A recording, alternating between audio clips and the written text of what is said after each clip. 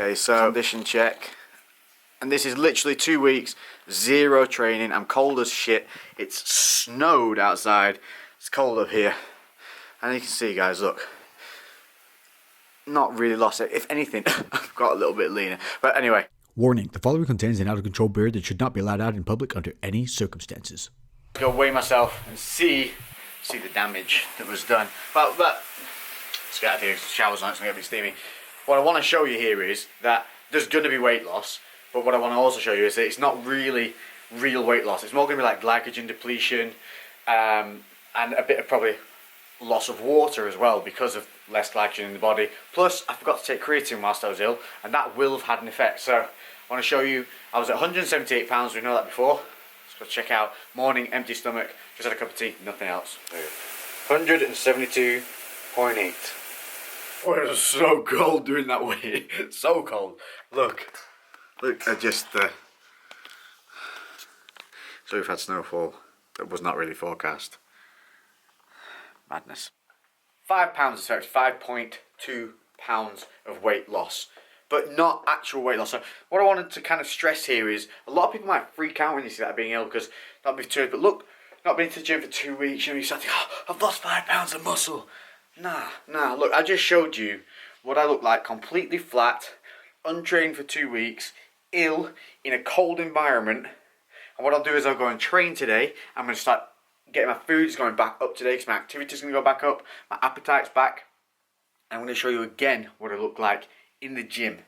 And you'll see how there's nothing gone. And I just want to reiterate, what you build in weeks, months and years cannot be lost in a matter of days. And this crosses over, not to just being ill, but to maybe going away on trips, going on holidays, going and seeing family where there's no gym and things. To not be so worried. Trust in what you've created is real. If you're doing this right, if you're doing it properly, if you're committed and if you've put that time in, and if you genuinely believe that what you're doing is right, then you shouldn't have that worry about losing muscle and things like that. If you know your nutrition's on point, if you know your training's on point, the body will survive. I just want to get it across because too many people freak out about such small things. And you don't need to, If you create something and you create it and it's real, it will last. That's the difference. That's the difference between guys like me and like the hobbyists, the people who are in and out of the gym, changing programs, people who are like, they train, then they stop, and then they change, and then, it has to be progressive, it has to be over time. And without that time and without progression, it's not real. It's short-lived. It's like the guys who try and get in shape just for summer. That's not. It's a 365 days per year, every year commitment. And that's why after 10, 15 years of training, I continue to look the way I look. And that's real. So breakfast, I'm having some golden syrup, Quaker Oats, the larger sachet.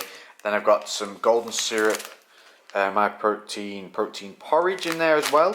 And then I'm also going to add in 100 grams of raspberries, 100 grams of the frozen blackberries, and have that with skimmed milk. Now the trick is with these, you only need to put the liquid in you need for this to have both of these come out okay. Because one, the whey in this makes the entire mixture more viscous, and two, you also have the frozen berries in there when you heat it, which are also going to let off some liquid. So you only need to do the usual thing, empty this, fill it to the line as if you're only having that, and put it all in together. It'll come out fine around about 2.5-3 minutes. I'm also starting to get my fluid in. Nice. So I got my Ribena, no added sugar, and in my sippy cup, it's the motherfucking D-O-double-G Snoop Dogg. La, la, la, la. What's up, Roxy, little weirdo?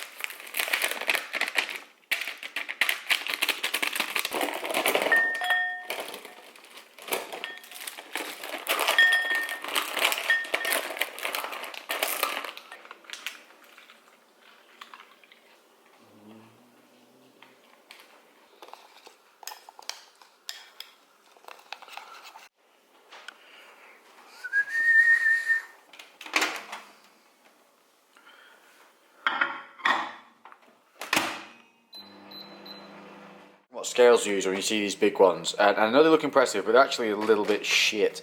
I'm not a big fan of it. A lot of this is kind of redundant. But I mean, the only good thing about this is you can get big plates on here and still see your weight when it's on, which is kind of useful. But it's just, it doesn't do negatives and stuff, which is annoying. Whereas these ones are really good. Oh, so they're by Salter. They're alright. And these are by Crofton, it's called, and these are a little bit more simplistic. And I find the simplistic scales are a little bit better because there's just less to go wrong with them. You know, the feet are more stable. Whereas when you get something a little more complex, like, look, you can see how, like, the foot's coming away there a little bit. And that can kind of affect your weight accuracy and it kind of setting itself. Look, you see how it's, like, not on a balance? So these are coming away all the time. And that's what you'll find. The more complex you kind of get, the more complex looking scale you kind of get, the more problems you also bloody get alongside. Always, it's because the feet are basically the foundation of whatever it is, however it's weighing it. So if they screw up, the whole thing screws up. So I'd recommend the more simplistic style ones like these. Don't get the glass scales either, they break all the time. Oh, no, no, no. It's the motherfucking breakfast time.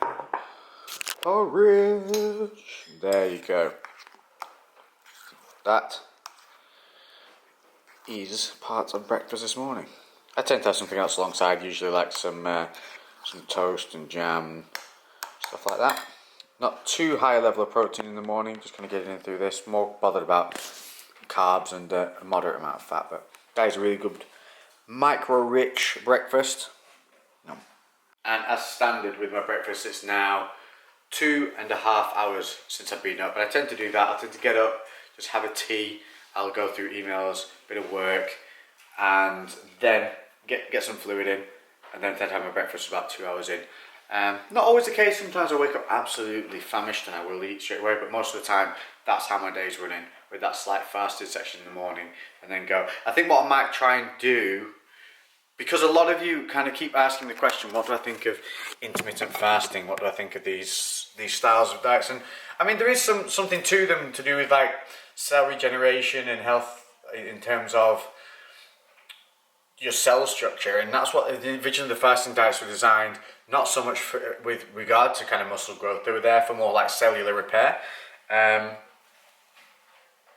So I'm thinking I might, as since Lainey's trialing it now, I might join her in doing a 16-hour fasted window and only eating through 8 hours, and see if that is doable on a gain, like to see if that's something feasible when you're having to eat more food. I mean, I can see how that would be beneficial during a cut because you're limiting your food to a certain point of the day, so maybe your meals get a little larger in that time, and obviously you'll get used to the longer periods of not eating.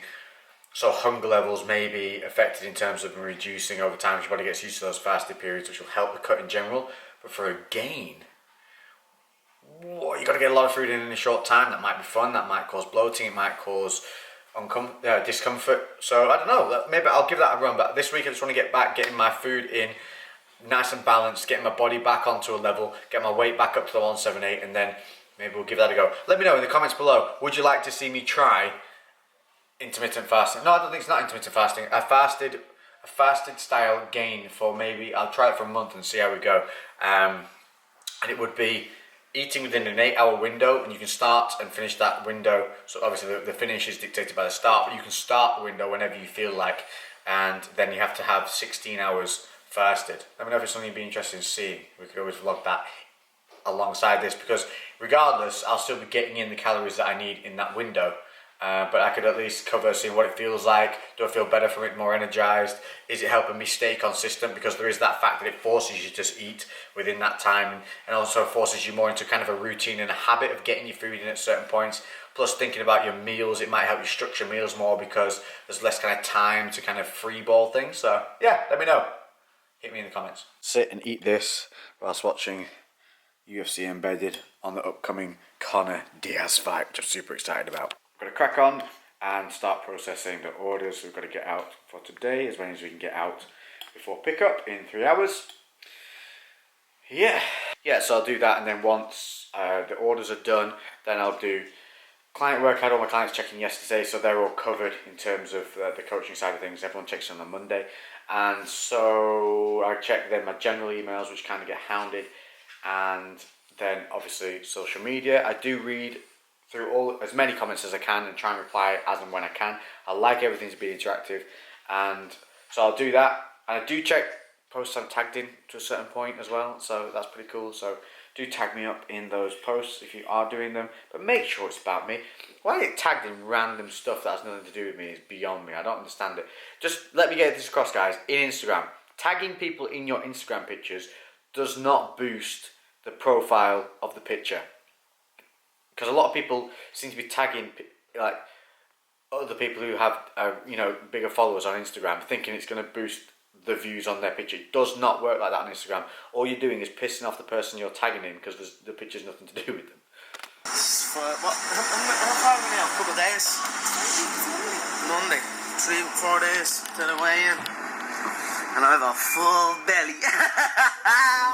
Amy just brought this to my attention, and I want to make a big freaking point on this. So we all know about the red posts that spam Instagram. Look at this absolute thermogenic protein helps turn fat into muscle. Unfucking believable.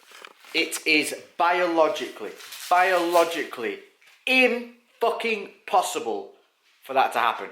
Impossible. And it's this type of bullshit that confuses people. It's this type of bullshit that makes people think that supplements are something different to food, and it's not. Don't buy into the bullshit.